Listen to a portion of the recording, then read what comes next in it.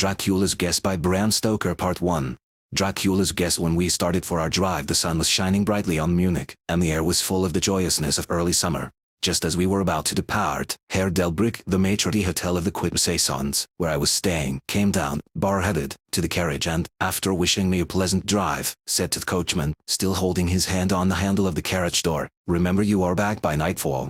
The sky looks bright, but there is a shiver in the north wind that says there may be a sudden storm. But I am sure you will not be late." Here he smiled, and added, "For you know what night it is." Johann answered with an emphatic, "Yeah, mein Herr," and, touching his hat, drove off quickly. When we had cleared the town, I said, after signaling to him to stop, "Tell me, Johann, what is tonight?" He crossed himself, as he answered laconically, "Walpurgis Night." Then he took out his watch, a great, old-fashioned German silver thing as big as a turnip, and looked at it, with his eyebrows gathered together in a little impatient shrug of his shoulders. I realized that this was his way of respectfully protesting against the unnecessary delay, and sank back in the carriage, merely motioning him to proceed. He started off rapidly, as if to make up for lost time. Every now and then the horses seemed to throw up their heads and sniffed the air suspiciously. On such occasions I often looked round in alarm. The road was pretty bleak, for we were traversing a sort of high, wind-swept plateau. As we drove, I saw a road that looked but little used, and which seemed to dip through a little, winding valley. It looked so inviting that, even at the risk of offending him, I called Johann to stop, and when he had pulled up, I told him I would like to drive down that road. He made all sorts of excuses, and frequently crossed himself as he spoke. This somewhat piqued my curiosity, so I asked him various questions. He answered fencingly, and repeatedly looked at his watch in protest. Finally I said, "Well, Johann, I want to go down this road. I shall not ask you to come unless you like, but tell me why you do not like to go, that is all I ask." For answer he seemed to throw himself off the box, so quickly did he reach the ground. Then he stretched out his hands appealingly to me, and implored me not to go. There was just enough of English mixed with the German for me to understand the drift of his talk. He seemed always just about to tell me something, the very idea of which evidently frightened him. But each time he pulled himself up, saying, as he crossed himself, "Walpurgis Night." I tried to argue with him, but it was difficult to argue with a man when I did not know his language. The advantage certainly rested with him, for although he began to speak in English, of a very crude and broken kind, he always got excited and broke into his native tongue, and every time he did so, he looked at his watch. Then the horses became restless and sniffed the air. At this he grew very pale, and, looking around in a frightened way, he suddenly jumped forward, took them by the bridles and led them on some 20 feet. I followed, and asked why he had done this. For answer he crossed himself, pointed to the spot we had left, and drew his carriage in the direction of the other road, indicating across, and said, first in German, then in English, "Buried him what killed themselves." I remembered the old custom of burying suicides at crossroads. Ah, I see, a suicide. How interesting. But for the life of me I could not make out why the horses were frightened. Whilst we were talking, we heard a sort of sound between a yelp and a bark. It was far away, but the horses got very restless, and it took Johann all his time to quiet them. He was pale, and said, "It sounds like a wolf, but yet there are no wolves here now." "No?" I said, questioning him. "Isn't it long since the wolves were so near the city?" "Long, long," he answered, "in the spring and summer. But with the snow the wolves have been here not so long." Whilst he was petting the horses and trying to quiet them, dark clouds drifted rapidly across the sky. The sunshine passed away, and a breath of cold wind seemed to drift past us. It was only a breath, however, and more in the nature of a warning than a fact, for the sun came out brightly again. Johann looked under his lifted hand at the horizon and said, "The storm of snow, he comes before long time." Then he looked at his watch again, and, straightway holding his reins firmly, for the horses were still pawing the ground restlessly and shaking their heads, he climbed to his box as though the time had come for proceeding on our journey.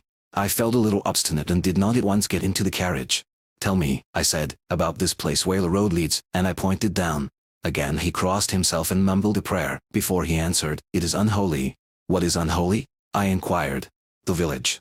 "Then there is a village?" "No, no. No one lives there hundreds of years." My curiosity was piqued, but she said there was a village. There was. "Where is it now?" Whereupon he burst out into a long story in German and English, so mixed up that I could not quite understand exactly what he said, but roughly I gathered that long ago, hundreds of years, men had died there and been buried in their graves. And sounds were heard under the clay, and when the graves were opened, men and women were found rosy with life, and their mouths red with blood. And so, in haste to save their lives, and their souls. And here he crossed himself. Those who were left fled away to other places, where the living lived, and the dead were dead and not something. He was evidently afraid to speak the last words. As he proceeded with his narration, he grew more and more excited.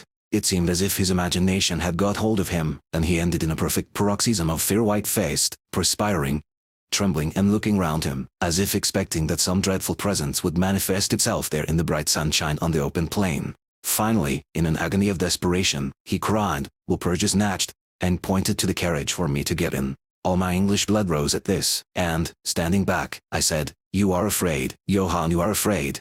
Go home. I shall return alone.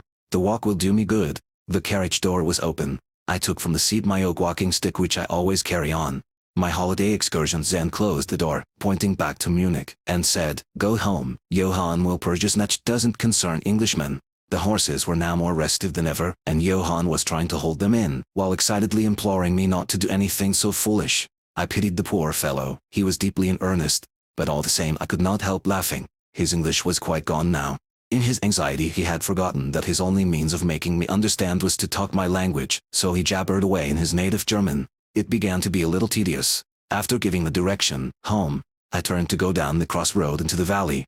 With a despairing gesture, Johann turned his horses towards Munich.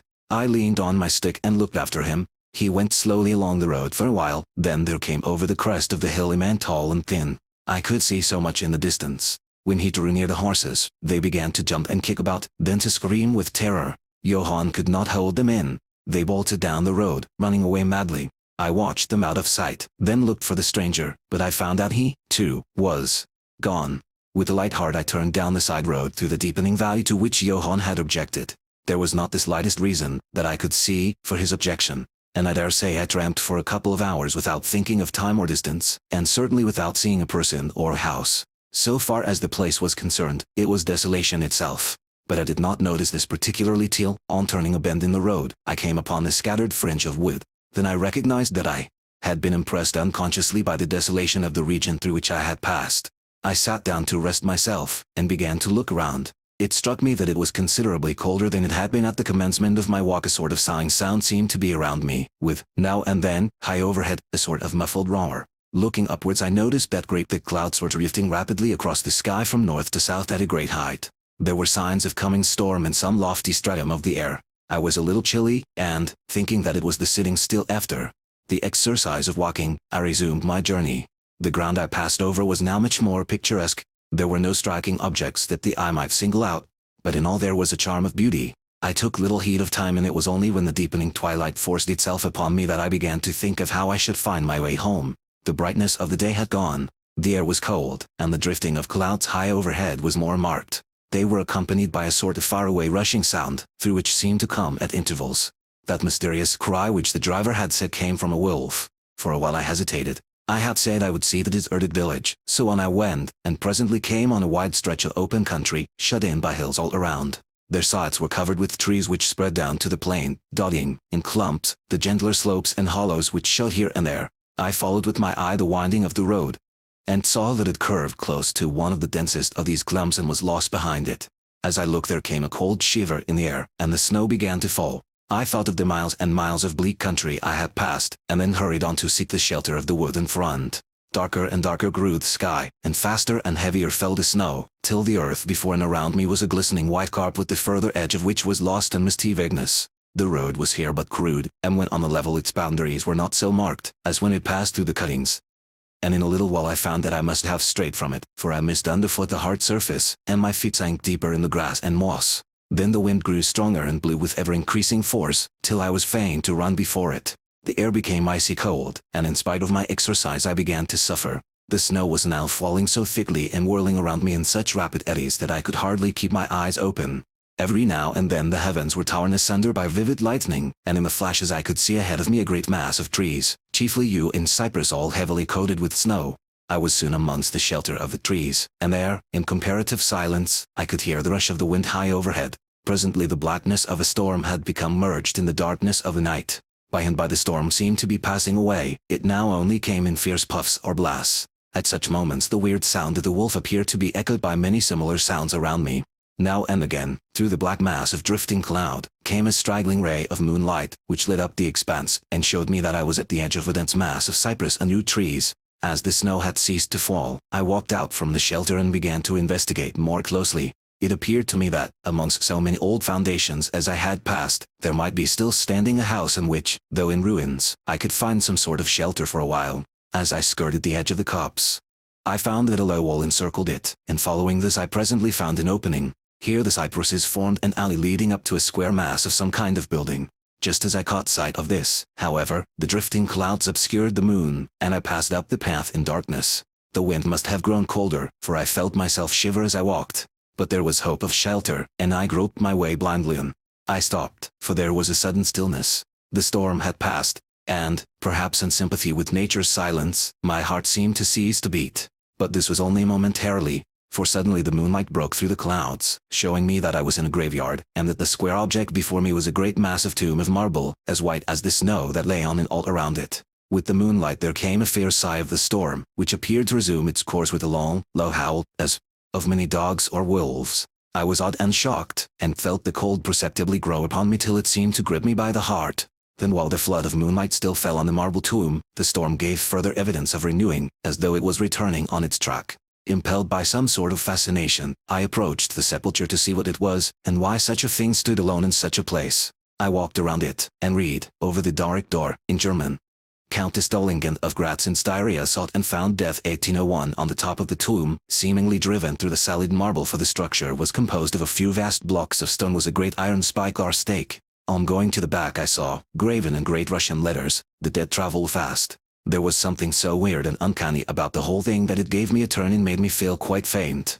I began to wish, for the first time, that I had taken Johann's advice. Here a thought struck me, which came under almost mysterious circumstances and with a terrible shock. This was Walpurgis Night. Walpurgis Night, when, according to the belief of millions of people, the devil was abroad when the graves were opened and the dead came forth and walked, when all evil things of earth and air and water held revel. This very place the driver had specially shunned. This was the depopulated village of centuries ago. This was where the suicide lay, and this was the place where I was alone unmanned, shivering with cold in a shroud of snow with the wild storm gathering again upon me. It took all my philosophy, all the religion I had been taught, all my courage, not to collapse in a paroxysm of fright. And now a perfect tornado burst upon me. The ground shook as though thousands of horses thundered across it. And this time the storm bore on its icy wings, not snow, but great hailstones which drove with such violence that they might have come from the fawns of Balearic slingers, hailstones that beat down leaf and branch and made the shelter of the cypresses of no more avail than though their stems were standing corn. At the first I had rushed to the nearest tree, but I was soon fain to leave it and seek the only spot that seemed to afford refuge, the deep dark doorway of the marble tomb. There, crouching against the massive bronze door, I gained a certain amount of protection from the beating of the hailstones, for now they only drove against me as they ricocheted from the ground and the side of the marble. As I leaned against the door, it moved slightly and opened inwards. The shelter of even a tomb was welcome in that pitiless tempest, and I was about to enter it when there came a flash of forked lightning that lit up the whole expanse of the heavens. In the instant, as I am a living man, I saw, as my eyes were turned into the darkness of the tomb, a beautiful woman, with rounded cheeks and red lips, seemingly sleeping on a bier. As the thunder broke overhead, I was grasped as by the hand of a giant and hurled out into the storm. The whole thing was so sudden that, before I could realize the shock, moral as well as physical, I found the hailstones beating me down. At the same time I had a strange, dominating feeling that I was not alone. I looked towards the tomb. Just then there came another blinding flash, which seemed to strike the iron stake that surmounted the tomb and to pour through to the earth, blasting and crumbling the marble, as in a burst of flame. The dead woman rose for a moment of agony, while she was lapped in the flame, and her bitter scream of pain was drowned in the thunder crash. The last thing I heard was this mingling of dreadful sound, as again I was seized in the giant grasp and dragged away, while the hailstones beat on me, and the air around seemed reverberant with the howling of wolves. The last sight that I remembered was a vague, white, moving mass, as if all the graves around me had sent out the phantoms of their sheeted dead, and that they were closing in on me through the white cloudiness of the driving hail. Gradually there came a sort of vague beginning of consciousness, then a sense of weariness that was dreadful. For a time I remembered nothing, but slowly my senses returned. My feet seemed positively racked with pain, yet I could not move them. They seemed to be numbed. There was an icy feeling at the back of my neck and all down my spine, and my ears, like my feet, were dead, yet in torment. But there was in my breast a sense of warmth which was, by comparison, delicious. It was as a nightmare, a physical nightmare, if one may use such an expression, for some heavy weight on my chest made it difficult for me to breathe. This period of semi-lethargy seemed to remain a long time, and as it faded away I must have slept or swooned. Then came a sort of loathing, like the first stage of seasickness, and a wild desire to be free from something I knew not what. A vast stillness enveloped me, as though all the world were asleep or dead, only broken by the low panting as of some animal close to me. I felt a warm rasping at my throat, then came a consciousness of the awful truth, which chilled me to the heart and sent the blood surging up through my brain. Some great animal was lying on me and now licking my throat. I feared to stir, for some instinct of prudence bade me lie still, but the brute seemed to realize that there was now some change in me, for it raised its head. Through my eyelashes I saw above me the two great flaming eyes of a gigantic wolf. Its sharp white teeth gleamed in the gaping red mouth, and I could feel its hot breath fierce and acrid upon me. For another spell of time I remembered no more. Then I became conscious of a low growl, followed by a yelp, renewed again and again. Then, seemingly very far away, I heard a hello ah, as of many voices calling in unison. Cautiously I raised my head and looked in the direction whence the sound came, but the cemetery blocked my view. The wolf still continued to yelp in a strange way, and a red glare began to move round the grove of cypresses, as though following the sound. As the voices drew closer, the wolf yelped faster and louder. I feared to make either sound or motion. Nor came the red glow over the white pall which stretched into the darkness around me. Then all at once, from beyond the trees there came a detroit group of horsemen bearing torches. The wolf rose from my breast and made for the cemetery. I saw one of the horsemen, soldiers by their caps and their long military cloaks, raise his carbine and take aim. A companion knocked up his arm, and I heard the ball was over my head. He had evidently taken my body for that of the wolf. Another sighted the animal as it slunk away, and a shot followed. Then, at a gallop, the troop rode forward, some towards me, others following the wolf as it disappeared amongst the snow-clad cypresses. As they drew nearer I tried to move, but was powerless, although I could see and hear all that went on around me. 2 or 3 of the soldiers jumped from their horses and knelt beside me. One of them raised my head, and placed his hand over my heart. "Good news, comrades," he cried. "His heart still beats." Then some brandy was poured down my throat. It put vigor into me, and I was able to open my eyes fully and look around. Lights and shadows were moving among the trees, and I heard men call to one another. They drew together, uttering frightened exclamations, and the lights flashed as the others came pouring out of the cemetery pell-mell, like men possessed. When the further ones came close to us, those who were around me asked them eagerly, "Well, have you found him?" The reply rang out hurriedly, "No, no. Come away quick. This is no place to stay, and on this of all nights." "What was it?" was the question, asked in all manner of keys. The answer came variously and all indefinitely, as though the men were moved by some common impulse to speak, yet were restrained by some common fear from giving their thoughts. "It indeed," gibbered one, whose wits had plainly given out for the moment. "A wolf, and yet not a wolf." Another put in shudderingly, "No use trying for him without the sacred bullet." A third remarked in a more ordinary manner, "Serve us right for coming out on this night. Truly we have earned our 1,000 marks." Were the ejaculations of a fourth. "There was blood on the broken marble," another said, after a pause. "The lightning never brought that there. And for him is he safe. Look at his throat. See, comrades, the wolf has been lying on him and keeping his blood warm." The officer looked at my throat and replied, "He is all right. The skin is not pierced." "What does it all mean?" "We should never have found him but for the yelping of the wolf." "What became of it?" asked the man who was holding up my head, and who seemed the least panic-stricken of the party, for his hands were steady and without tremor. On his sleeve was the chevron of a petty officer. "It went to its home," answered the man, whose long face was pallid, and actually shook with terror as he glanced around him fearfully. "There are graves enough there on which it may lie. Come, comrades, come quickly. Let us leave this cursed spot." The officer raised me to a sitting posture, as he uttered a word of command. Then several men placed me upon the horse. He sprang to the saddle behind me, took me in his arms, gave the word to advance, and, turning our faces away from the cypresses, we rode away in swift, military order. As yet my tongue refused its office, and I was perforce silent. I must have fallen asleep, for the next thing I remembered was finding myself standing up, supported by a soldier on each side of me. It was almost broad daylight, and to the north a red streak of sunlight was reflected, like a path of blood, over the waste of snow. The officer was telling the men to say nothing of what they had seen, except that they found an English stranger, guarded by a large dog. "Dog? That was no dog," cut in the man who had exhibited such fare. "I think I know a wolf when I see one." The young officer answered calmly, "I said a dog." "Dog," reiterated the other ironically. It was evident that his courage was rising with the sun, and, pointing to me, he said, "Look at his throat. Is that the work of a dog, master?" Instinctively I raised my hand to my throat, and as I touched it I cried out in pain. The men crowded round to look, some stooping down from their saddles, and again there came the calm voice of the young officer, "A dog, as I said. If all else were said we should only be laughed at." I was then mounted behind a trooper, and we rode on into the suburbs of Munich. Here we came across a stray carriage, into which I was lifted, and it was driven off to the Quai-Renaissance, the young officer accompanying me, whilst the trooper followed with his horse, and the others rode off to their barracks. When we arrived, Herr Delbruck rushed so quickly down the steps to meet me, that it was apparent he had been watching within. Taking me by both hands, he solicitously led me in. The officer saluted me and was turning to withdraw, when I recognized his purpose, and insisted that he should come to my rooms. Over a glass of wine I warmly thanked him and his brave comrades for saving me. He replied simply that he was more than glad, and that Herr Delbruck had at the first taken steps to make all the searching party pleased, at which ambiguous utterance the maitre d'hotel smiled, while the officer pleaded duty and withdrew.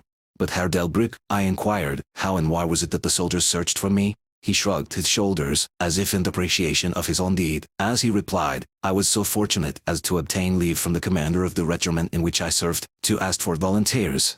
But how did you know I was lost? I asked. The driver came hither with the remains of his carriage, which had been upset when the horses ran away. But surely you would not send a search party of soldiers merely on this account? Oh, no, he answered. But even before the coachman arrived, I have this telegram from the boyar whose guest you are, and he took from his pocket a telegram which he handed to me, and I read, Bistritz. Be careful of my guest, his safety is most precious to me. Should aught happen to him, or if he be missed, spare nothing to find him and ensure his safety. He is English and therefore adventurous. There are often dangers from snow and wolves and night. Lose not a moment if you suspect harm to him. I answer your zeal with my fortune. Dracula. As I held the telegram in my hand, the room seemed to whirl around me, and, if the attentive maitre d'hotel had not caught me, I think I should have fallen. There was something so strange in all this, something so weird and impossible to imagine, that there grew on me a sense of my being in some way the sport of opposite forces, the mere vague idea of which seemed in a way to paralyze me. I was certainly under some form of mysterious protection. From a distant country had come, in the very nick of time, a message that took me out of the danger of the snow sleep and the jaws of the wolf.